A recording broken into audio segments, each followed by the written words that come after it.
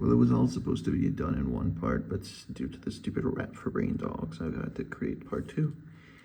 Alright, we're gonna ahead with that. Anyways, how players had fun without online features. And I see I've written a paragraph here, that freaking stupid dog, I didn't pay for it. You want that damn thing. Woof. It doesn't even know the time.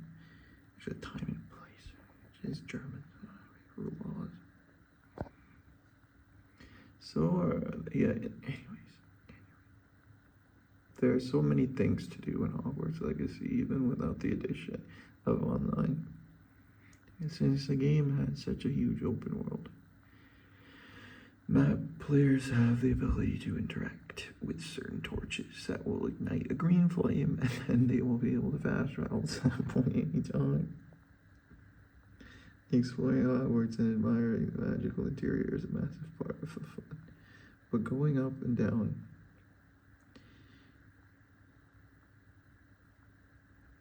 the grand staircase to go from one room to another can get tiring quickly.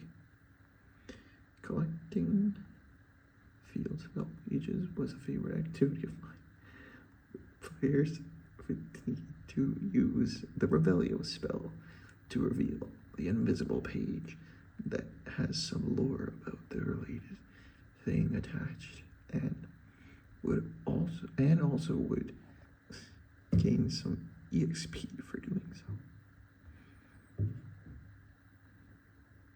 Also, players can catch animals found outside the castle and keep them for harvesting their materials.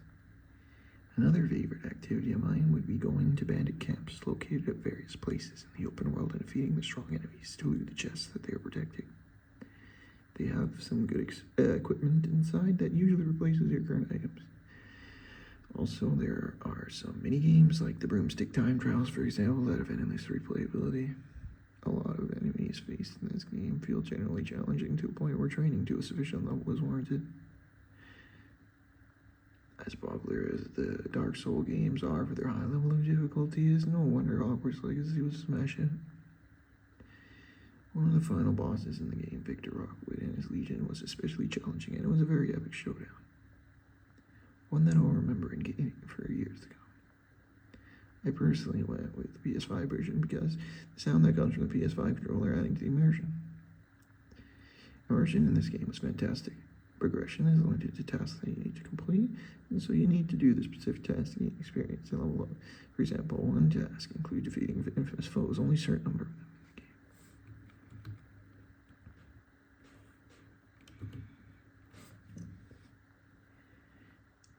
It is a new game in the open world RPG space. Open world games are very popular with people for a few reasons, immersion being a big one because of the way the wizard worlds feel so real, and Hogwarts Legacy has done that in a unique way where the main character is a wizard.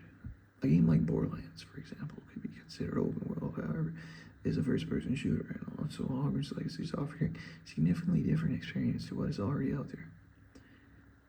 These franchises usually have follow-ups, so this could be great for Hogwarts Legacy fans, as the franchise as a whole could gain a lot of attention and financial resources from expanding on its series. It seems like this is all that J.K. Rowling has left to do at this point with a franchise besides that television show that is coming out. But I'm a gamer, and like many other would prefer a video game over a show. I missed the Esther. Are you kidding me? Like, freaking stupid dog came out on it.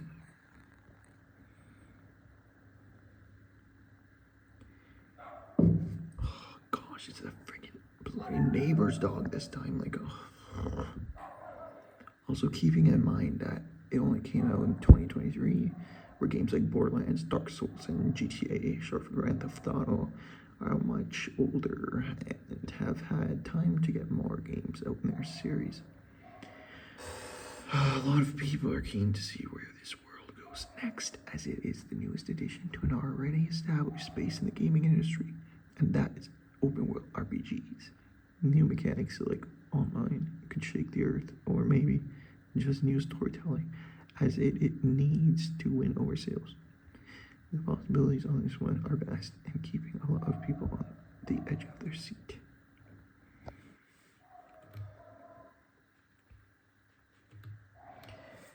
Oh, another freaking idiot dog now. A memorable quest in the game. Fan favorite moment. Hack sign.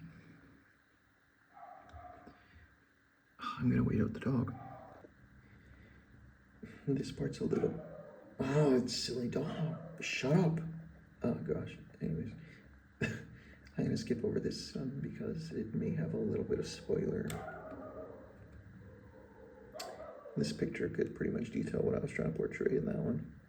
I really like this part in the game. Probably my favorite part in the game. A lot of people share that one. Only thing is I became the champion. Okay. They didn't do it to them like that. The friends we made along the way. Many people love the friends you get to make at Hogwarts Legacy.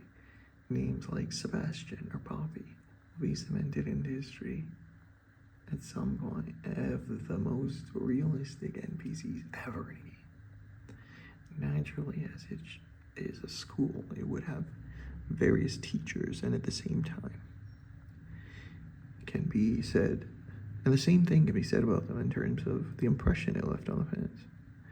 Professor Vague, Garlic, I can say whatever I want, it's my work, right? Like, whether it says whatever, I really freaking darn wrote it, but Garlic and Sharp added to the experience that it was a school that players were attending, and they were all very memorable.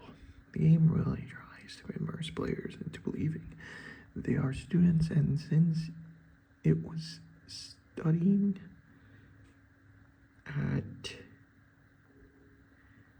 since I was studying at a college, like I said, you can read it there for yourself. It was great space for me to have some fun, taking on some classes like astrology and neurology with the fictional friends in the game. The game offered is a nice way to get away from it all, the stress of daily life, and I think the same goes for many people. What is interesting to see is if they will choose to do some type of post-release downloadable content or ditch the cast entirely in Hogwarts Legacy #2. It would be interesting to see how they expand the combat mechanics if that were to happen, possibly a larger spell pool to choose from. However, right now I think it is just fine. More are always welcome though. Some requests involve going out into dangerous dungeons with a friend, and these are very legendary. Players will be fighting trolls and giant spiders or even dark wizards alongside our newly made friends. If they could make it have online co-op similar to a Borderlands franchise, where a max party of up to 4 players could be in a game, that would be greatish. I'm going to attempt putting on a headset because I'm whispering so the dogs don't start just yapping at 4 a.m. in the morning. Okay, and I might be the one who's yapping now because I've put on my headset and I'm not sure if it has microphone. Anyways, if you don't hear me, so it's still in my last angle. So. Yes, it's Professor Sharp. Yeah. Realistic, it's not. Yeah. I think being able to connect with your character is important in an RPG. Some games do not offer the ability to customize your in-game character. A person may not identify with Basim from Assassin's Creed Mirage, for example. Also, the enemies in the game have felt fun to face as the graphics are great and the sound effects are well done too.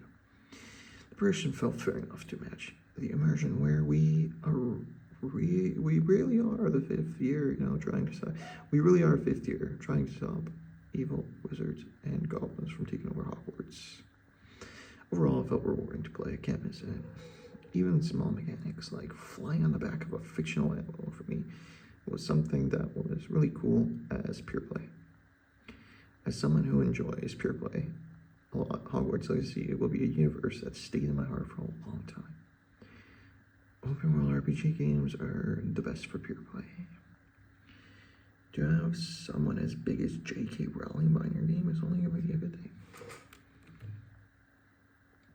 And that's Professor Weasley. It's like Professor Weasley been in our hearts the whole time, and there she is, Harry. Anyways, the guy looks like him. Final thoughts. This game brings latest generation gaming. I'm pretty sure, I hope you guys can hear me. The technology to an established universe that allows players the opportunity for pure play in a new, unique way. They can play the game in a completionist way, and the developers have left a lot to be uncovered if that is the goal. It won most solid game of the year, the same year it was released, and I am glad open world RPGs are getting lots of love lately, as these are my favorite style of game. The ability to level up a skill tree is nice, however XP gained is limited to tasks done, so it makes progression kind of feel finite or locked to certain activities. A system like Borderlands, where simply killing an enemy gives an XP no matter what, to the max level is preferable to me, as I would not want to sit there and do content I'm not interested in to reach the next level. The quick slots are limited to 4, so this makes for some emergent gameplay in terms of what different people would opt for quick slotting, also the pool for gear to obtain is and where is used not only for aesthetic purposes, but they offer all kinds of bonuses like damage and defense as some examples. The British aesthetic that people have in this universe is something that felt familiar to me and probably many others. English is my only language, and so it's nice to be in a universe that is heavily English or British in nature. This was written before Trump passed the bill recently. I'm sure you guys will understand the reference if you check the date. It was written before that. So now, when I first picked up the game, you'll have to believe on that, and learn to bear roll and sprint, and also the basic combat. I was reminded of all games that I've played up until that point, and was considered Hogwarts Legacy truly to be. I had a blunder. It's the silly dog, one moment. Just wait a minute. I was reminded of all the games that I've played up until that point. It was considered Hogwarts Legacy to be truly an accumulation of all those years of game technology development. It was really the right game for me at the time, and I bought a PS5 just to play it. It was nice to have gotten the chance to experience it during its time in the limelight. I see Hogwarts Legacy as a point in time where games have seriously become fairly sophisticated going forward, and I like that. I can't wait to see what comes next, not only for this franchise, but for the world of open world RPGs in general. GTA 6 may be the inspiration that finally triggers some dev to revisit the Harry Potter universe. Who knows what will come next with this franchise. We're excited.